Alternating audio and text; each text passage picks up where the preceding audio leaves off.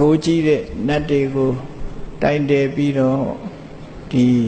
မိမိတို့ဆန္ဒကိုဆိုကြရအောင်နော်အိဋ္ဌိမန္ဒောစအိဋ္ဌိမန္ဒောစယေဒေဝ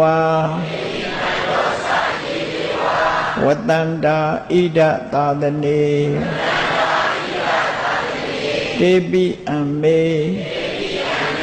နုရခန္တုအာရောဂေနဒုခေနသာအာကတထသဗုမတ္ထာဒေဝနာဂမဟိတိကာတေပိအမေနုရခန္တုအာရောဂေန